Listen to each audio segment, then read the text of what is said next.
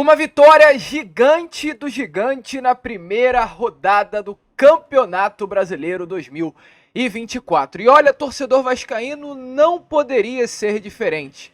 Se não é sofrido, não é Vasco da Gama. E a primeira vitória do Vasco neste brasileiro já foi assim, sofrida. Porém veio 3 pontos que colocam o Vasco de forma parcial, até porque essa primeira rodada ainda não foi finalizada no G4 do Campeonato Brasileiro. É isso que o Vasco vai buscar? É claro que não. Primeiro objetivo, primeiro foco é os 45 pontos. Mas olha, vascaíno, sinceramente, jogar dessa maneira que jogou hoje contra a equipe do Grêmio, muito bem organizada, entrando dentro de campo, já sabendo o que vai fazer, as pretensões do Vasco para este Campeonato Brasileiro podem sim ser alteradas. Hoje, em comparação com o time que entrou em campo exatamente há 27 dias atrás, num domingo, às 4 horas da tarde, na semifinal do Campeonato Carioca contra o Nova Iguaçu, foram completamente diferentes. Com relação, é claro, à postura. Uma outra postura, um outro Vasco. E sabe qual é o mais engraçado? É o mesmo elenco, é o mesmo técnico, é o mesmo grupo. Nada mudou. Mas a postura foi outra. Hoje a gente viu um Vasco que entrou em campo indo em busca da vitória. Hoje a gente viu um Vasco entrando em campo, taticamente, cada atleta sabendo o que fazer dentro da sua função, dentro das 4 linhas. Hoje a gente viu um Vasco entrando em campo, olhando pela parte física, muito bem fisicamente. Chegou ali por volta dos 30 minutos do segundo tempo, o Vasco sobrou fisicamente com relação ao Grêmio, e sobrou muito. Se o Vasco quisesse ontem, ou aliás, perdão, agora, né, nessa tarde, o Vasco teria feito mais 1, mais 2, mais 3 gols. A quantidade de contra-ataque que o Grêmio deu pro Vasco da Gama foi assim, um absurdo. O Grêmio se lançou ao jogo, tentou um empate e o Vasco tinha campo livre para fazer o que quiser. Mas eu acho que hoje foi muito mais da ideia do vamos segurar a vitória, vamos vencer pelo placar de 2-1, vamos segurar aqui atrás, não tem necessidade da gente se lançar e acabar empatando, do que se lançar, fazer 3, 4, 5. Então hoje o Vasco se resolveu segurar, porém acredito com o entendimento de que todo mundo, se quisesse fazer mais, faria contra a equipe do Grêmio. Um jogo importante, um jogo para dar confiança. O Vasco na próxima quarta-feira vai enfrentar o Red Bull Bragantino. Uma equipe que tecnicamente é inferior à equipe do Grêmio. O Grêmio tem melhores jogadores do que o Red Bull Bragantino, mas taticamente é uma equipe superior à do Grêmio. Pedro Caixinha, que é o técnico do Red Bull Bragantino, é um baita de um treinador. Não vai ser fácil jogar contra o Red Bull Bragantino em Bragança Paulista. Mas se for esse Vasco que a gente vê entrando em campo agora contra o Grêmio, olha, vascaíno, sinceramente, eu não sei se a gente pode não pensar em uma vitória, um empate. Por que não? O Vasco hoje jogou muito bem. Matheus Carvalho, assim, fenomenal no meio de campo. Comandou o meio campo. É louco falar isso, mas eu acredito que você que está aí do outro lado não sentiu falta de Dimitri Payet. Você sentiu falta do Payet? Eu não senti. Eu não falo isso de uma forma negativa. Eu falo isso até de uma forma positiva. Porque seria ruim se eu viesse aqui nesse pós-jogo e falasse, caramba, o Payet fez uma falta gigante hoje pro Vasco. Hoje o Vasco não criou, hoje o Vasco não teve escapada ofensiva, hoje o Vasco não levou perigo ao gol do Grêmio. Muito pelo contrário. O Vasco hoje criou, o Vasco hoje no setor de meio campo conseguiu dominar a equipe do Grêmio. O meio campo hoje foi completamente do Vasco. Essa trinca montada com esforço, Galdamés e Matheus Carvalho, assim, dominou, foi muito superior ao meio campo do Grêmio. Então automaticamente a gente não sentiu falta do Payet. O David, que jogou ali onde o Payet costuma atuar, na extrema esquerda do campo, fazendo ali as dobradinhas com o Lucas Piton, foi o melhor jogador do Vasco para mim. O David hoje jogou mais bola do que o próprio Matheus Carvalho. O David fez trabalho de pivô. Em alguns lançamentos o David conseguia fazer a parede, o que faz muito bem, é um jogador muito forte, muito grande. Faz essa parede com excelência.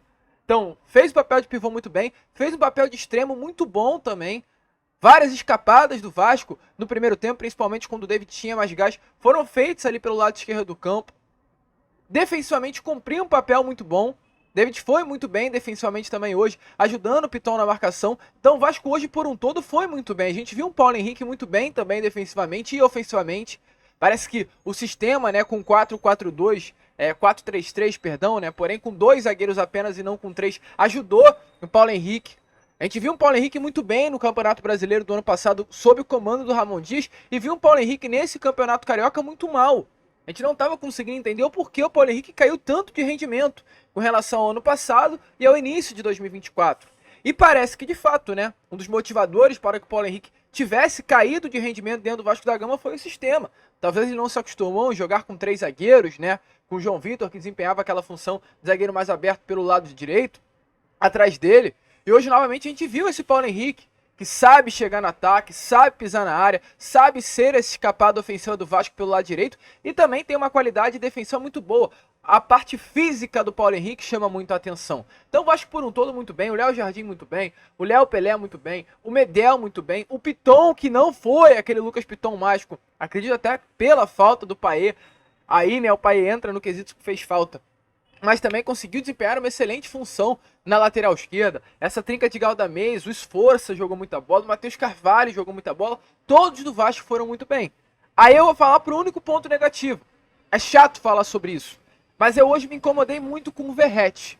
Eu, Lucas, me incomodei muito com o Verratti, porque eu senti hoje um Verratti chato, e chato de uma forma negativa, um Verratti que não participou do jogo, não participou, e um Verratti que no segundo tempo principalmente cobrava muito do Ryan.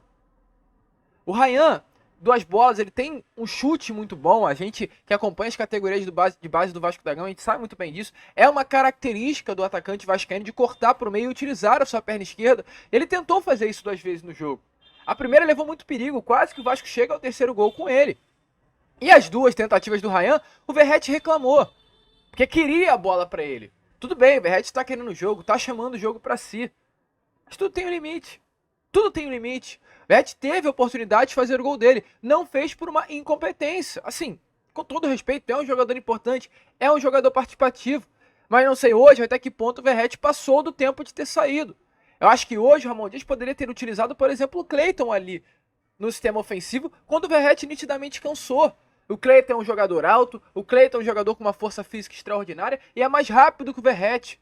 Se hoje o Vasco estava ali, né, podendo chegar ao seu 3º gol em escapadas ofensivas num contra-ataque, porque o Grêmio estava dando espaço, hoje o Cleiton era o jogador essencial para entrar ali no lugar do Verratti por volta dos 25, 30 minutos da segunda etapa. Então hoje o Verratti, acho que assim, sobrou, destoou um pouquinho do restante do elenco, mas é um jogador muito importante. É um jogador muito importante, ainda mais para o sistema ofensivo de Ramon Dias. Porém, contudo, é importante falar. Baita resultado do Vasco. Baita resultado do Vasco da Gama. O Vasco começa esse Campeonato Brasileiro com o pé direito. E aí você pode até perguntar, Lucas, ou se questionar, né? No ano passado o Vasco também começou o Brasileiro com o pé direito. O Vasco ano passado venceu o Atlético dentro do Mineirão pelo mesmo placar de 2-1. Será que a gente não vai ver a história se repetir? Começa o Brasileiro bem, empolgando e depois cai de produtividade? Aí eu vou te responder, é claro que não. Não compare ano de 2023 com o ano de 2024. Por quê? Número 1, era um elenco em formação. O Vasco tinha um elenco novo no ano passado. O Vasco esse ano tem um elenco com novas peças, mas é praticamente todo o elenco que vinha atuando, na última temporada. É um elenco que passou pelo que passou, então vai ter experiência para conseguir ter um ano de 2024 mais tranquilo. Então, ó, ponto 1, elenco. Não podemos comparar o elenco de 2023 com o elenco de 2024, principalmente no primeiro semestre. Hoje temos um técnico na beirada de campo que não é o Maurício Barbieri. Não podemos comparar Ramon Dias com Barbieri, com todo o respeito do mundo. Ponto 3, olhar para as estatísticas. Eu fiz questão de pegar as estatísticas a vocês, pois isso pode ser um fantasma que vem assolar a sua mente neste domingo à noite. As estatísticas do Vasco, lá na vitória contra o Atlético Mineiro no ano passado. 26 chutes do Galo, 7 chutes do Vasco. O Vasco teve 3 chutes a gol, enquanto o Atlético 10. O Vasco teve terminou o jogo com uma posse de 25% da bola, enquanto o Atlético com 75%. Ou seja, o Atlético engoliu o Vasco da Gama no ano passado. O Vasco venceu aquela primeira rodada do Campeonato Brasileiro, com todo respeito, por uma competência por fazer 2 gols no início do jogo, aos 5 com o Andrei e aos 10 com o Peck, mas também por uma sorte não ter levado o 2º gol do empate e o 3º da virada ali durante o jogo. Porque o Atlético sobrou na partida contra o Vasco da Gama na primeira rodada do Brasileiro do ano passado. Hoje foi completamente diferente.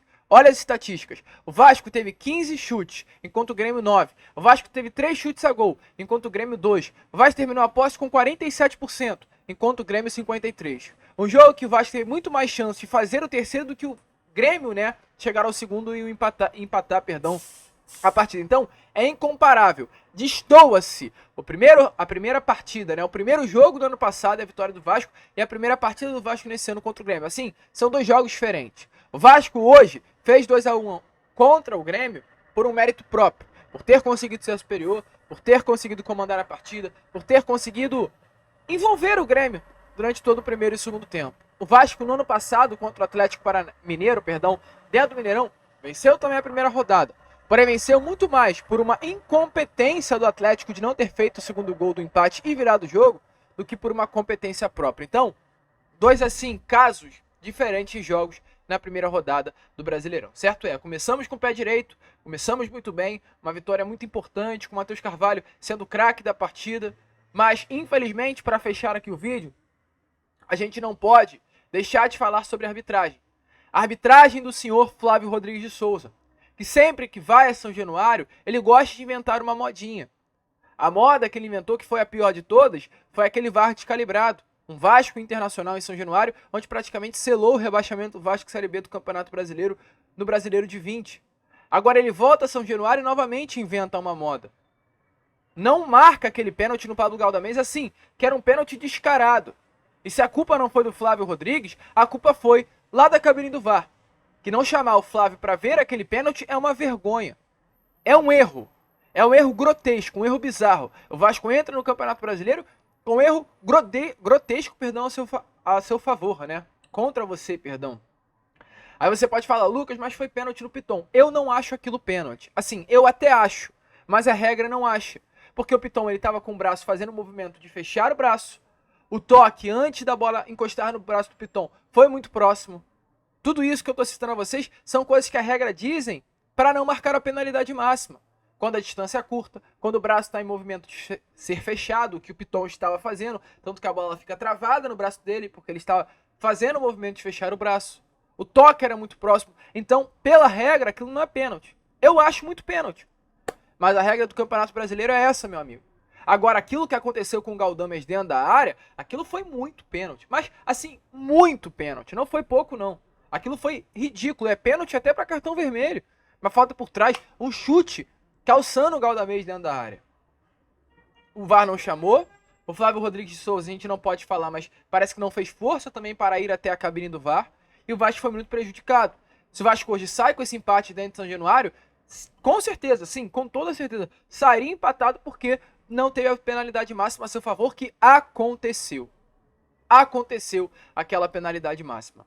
E além disso também, vários lances durante o jogo, né? Foram várias faltinhas que o Flávio Rodrigues de Souza não marcou a favor do Vasco da Gama, vários erros aconteceram, um critério pro lado do Grêmio, outro critério pro lado do Vasco. Assim, uma arbitragem, me desculpe, mas muito ruim.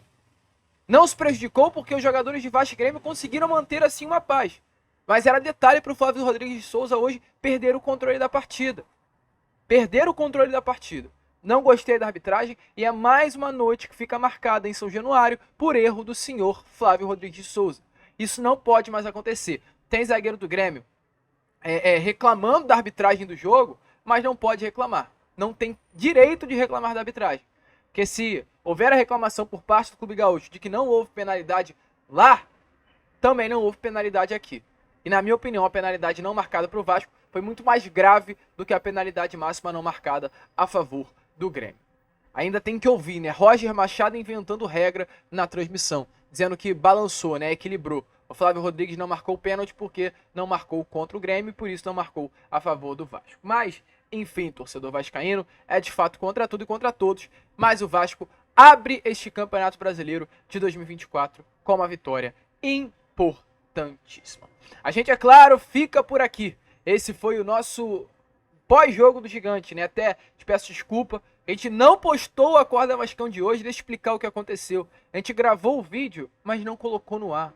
Preparou o vídeo, estava tudo pronto e a gente não colocou no ar. Peço desculpa, mas amanhã volte aqui com tudo, pois teremos o nosso Acorda Vascão. Se inscreva aí no vídeo, compartilhe aí o nosso conteúdo, ajude o nosso crescimento. E como sempre falamos aqui, saudações vascaínas.